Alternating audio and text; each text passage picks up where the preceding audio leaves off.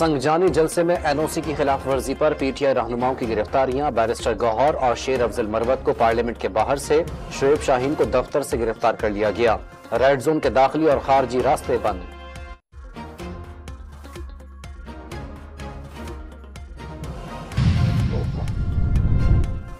जाली हुकूमत ओछे हथकंडों पर उतर आई। पीटीआई रहनुमाओं को कामयाब जलसे की सजा दी जा रही है। मुशीर इत्तलात खैबर पख्तूनख्वा बैरिस्टर सैफ का गिरफ्तारियों पर रद्द-ए-अमल।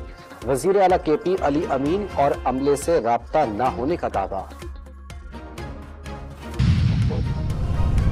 वजीर आजम शहबाज शरीफ का इत्तेहादी जमातों के अरकान पार्लियामेंट के एजाज में इशाइया। हुकूमती उमूर में ताउन पर इजहार तशक्कुर।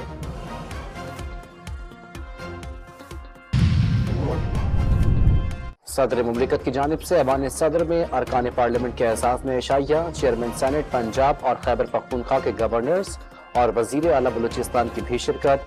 सदर मुमलिकत का सियासी इस्तेहकाम फरोग देने की जरूरत पर जोर। अली अमीन गंडापुर के सहाफियों से मुतालिक नाज़ेबा अल्फाज। सहाफियों का कौमी असम्बली और सेनेट की प्रेस गैलरी से वॉकआउट। बैरिस्टर गौहर और उमर अयूब की गैर मशरूत मुआफी पर सहाफियों ने बाइकॉट खत्म कर दिया।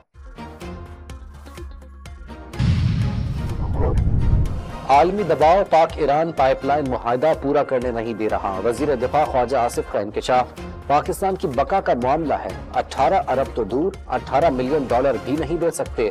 गैर मुल्की मीडिया को इंटरव्यू।